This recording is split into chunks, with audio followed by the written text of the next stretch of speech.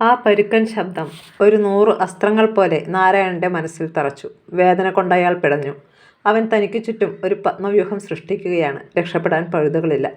"ഭാ തെണ്ടി, നീയോ?" നാരായണൻ അലറി. ശരീരമാകമാനം വിറയ്ക്കുകയായിരുന്നു. "എന്താ? ഈ സമയത്തന്നെ പ്രതീക്ഷിച്ചില്ലായിരിക്കും."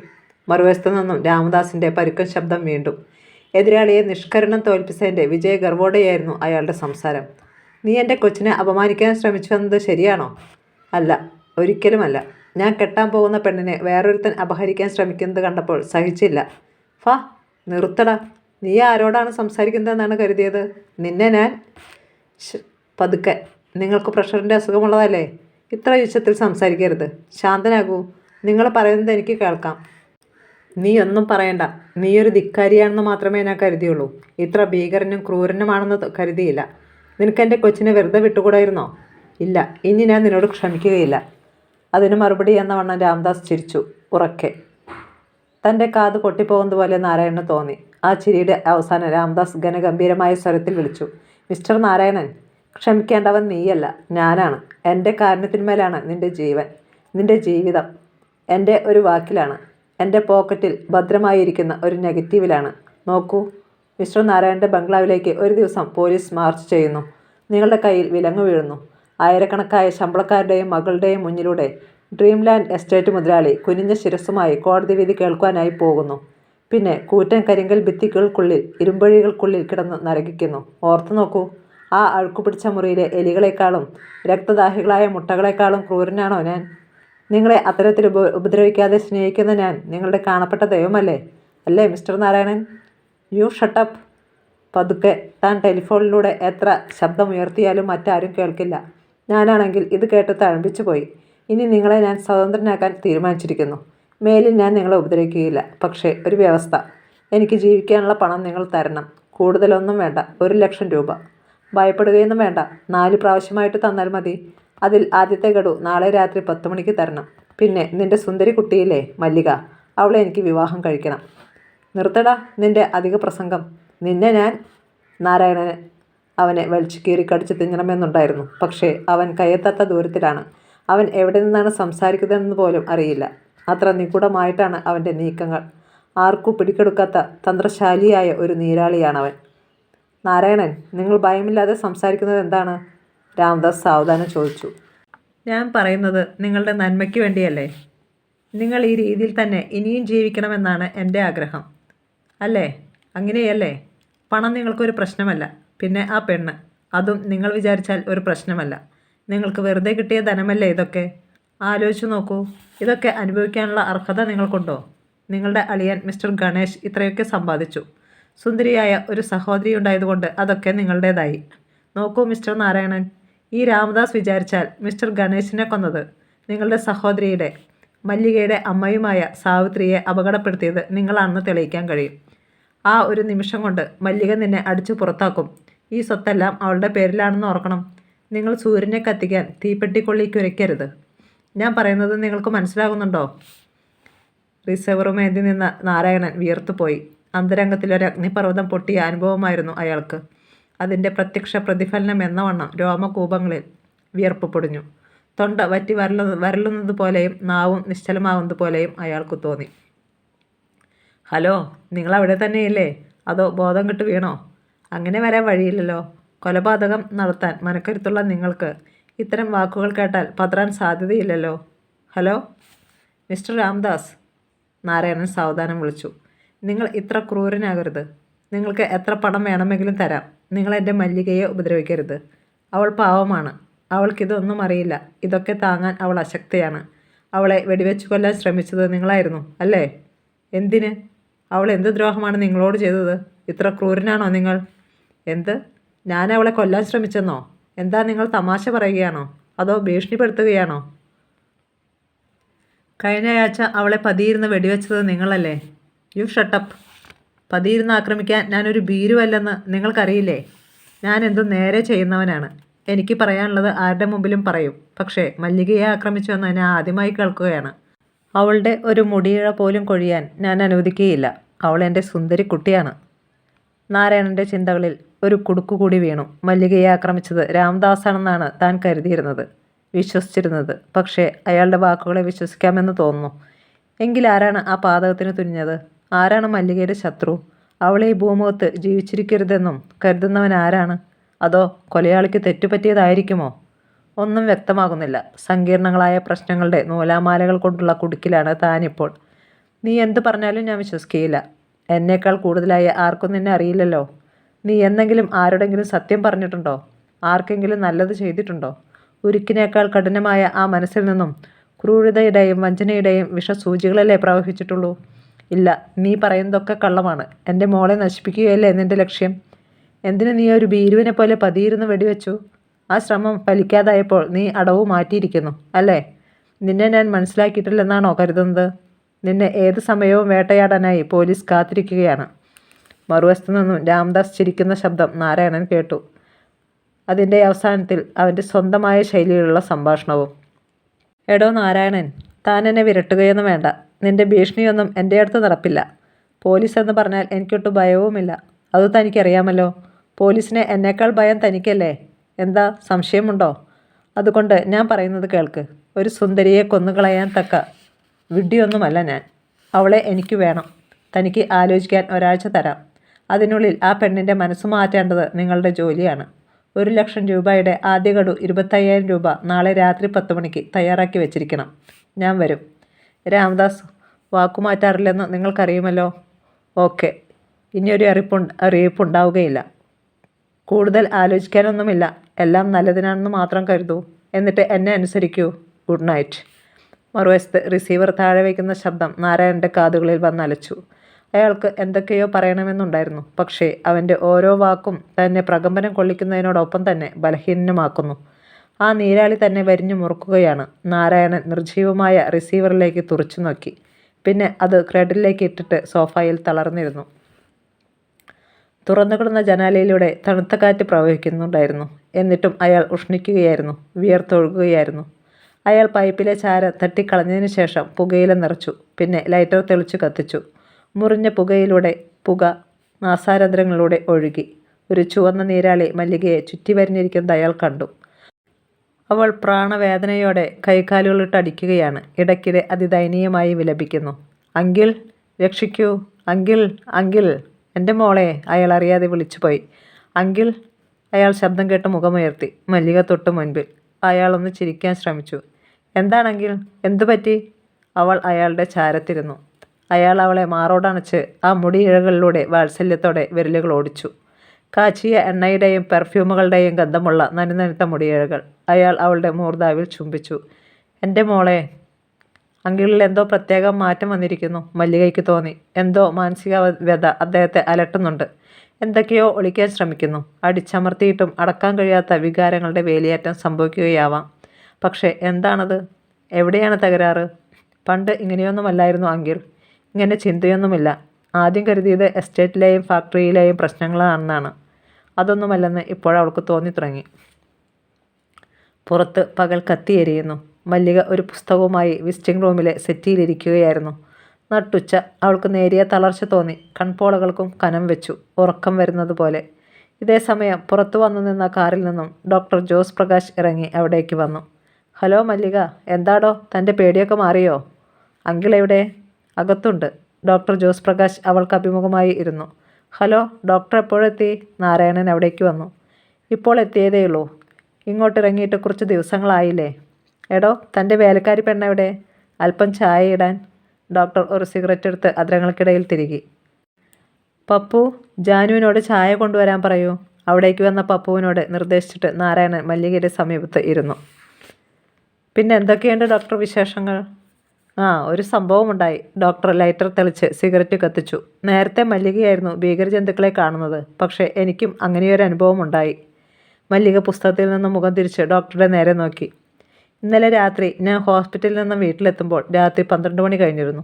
കാർ ഷെഡിലിട്ടിട്ട് വരാന്തയിലേക്ക് കയറാൻ തുടങ്ങുമ്പോഴാണ് എന്തോ ഉരുണ്ടു പോകുന്നത് പോലെ ഒരു ശബ്ദം കേട്ടത്. തിരിഞ്ഞു നോക്കുമ്പോഴുണ്ട് 50 മീറ്ററിലധികമില്ലാത്ത അകലത്തിൽ ഒരു മനുഷ്യൻ നിൽക്കുന്നു. നല്ല നിലാവുണ്ടായിരുന്നു. ഒരു ഈനാമ്പേച്ചി ഏറ്റു നിൽക്കുന്നത് പോലെയാണ് എനിക്ക് തോന്നിയത്. അതിൻ്റെ ശൽക്കങ്ങൾ നിലാവെളിച്ചത്തിൽ തിളങ്ങി.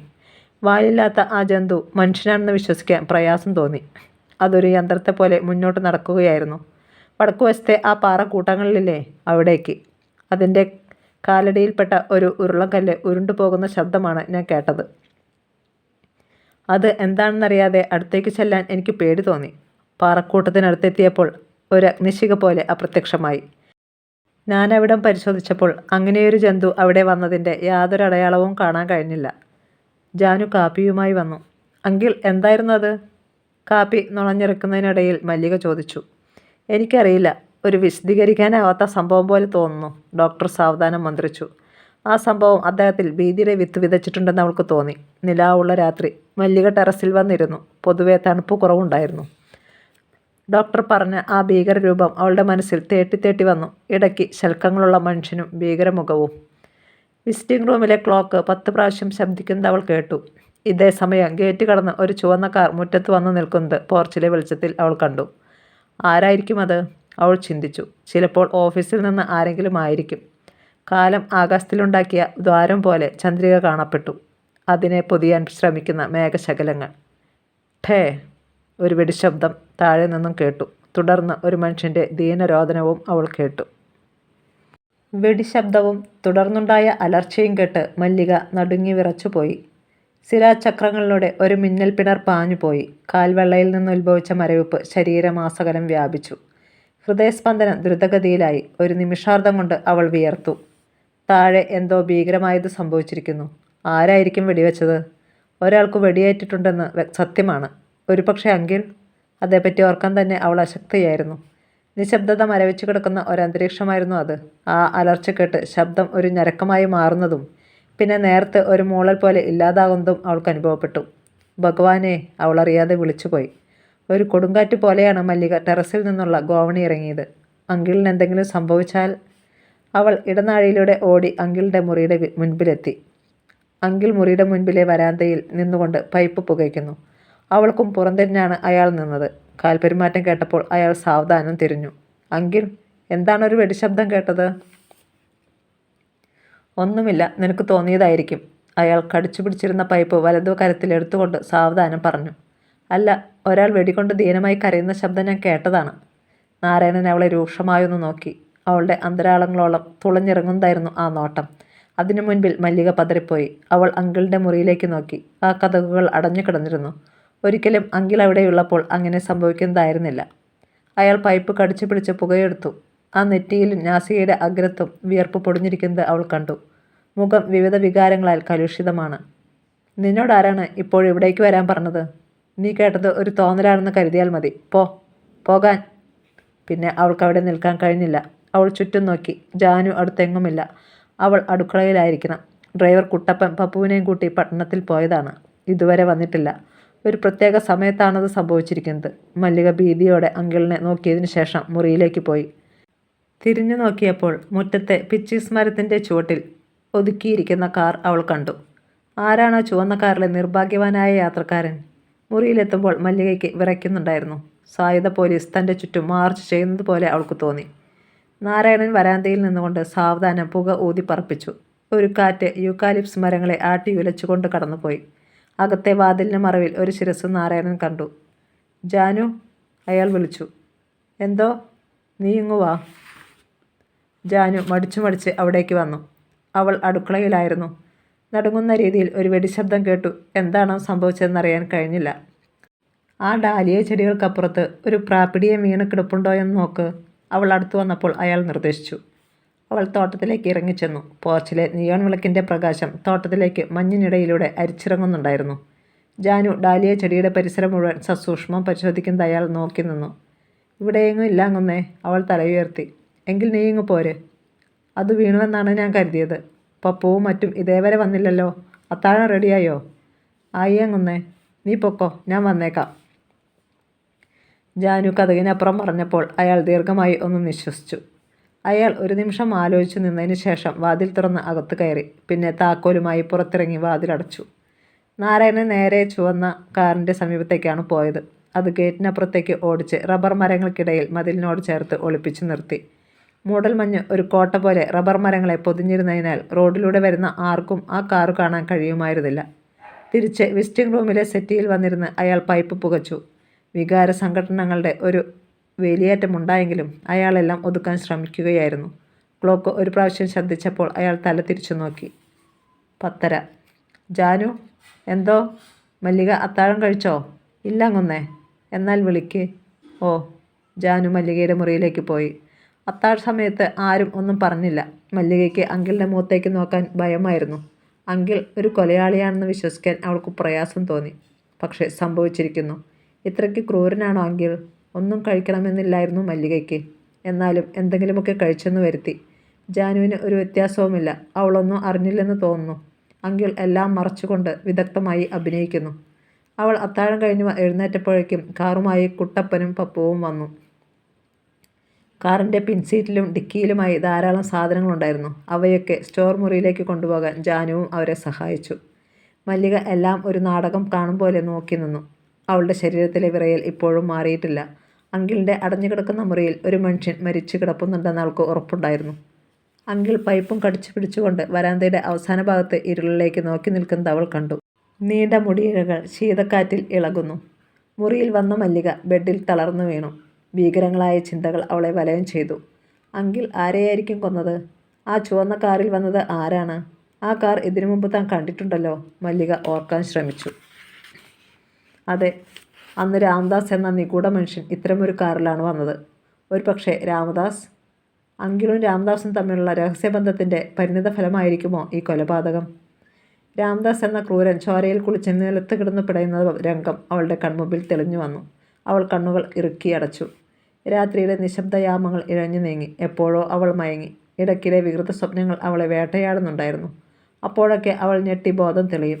ആരോ നടക്കുന്നത് പോലെയുള്ള പതിഞ്ഞ കാൽപ്പെരുമാറ്റം കേട്ടാണ് അവൾ കണ്ണു തുറന്നത്. മുറിയിൽ അപ്പോഴും ലൈറ്റ് കത്തി നിന്നിരുന്നു. അതൊരു തോന്നലോ സ്വപ്നമോ അല്ലെന്നുറപ്പു വന്നപ്പോൾ മല്ലിക സാവധാനം എഴുന്നേറ്റു. കാതോർത്തപ്പോൾ വീണ്ടും ആ ശബ്ദം കേട്ടു. ബംഗ്ലാവിൻ്റെ ഒരിടത്തും അനക്കമില്ല. എങ്ങും നിശബ്ദത, നിശ്ചലത. ടപ്പ് ടപ്പ് ടപ്പ്.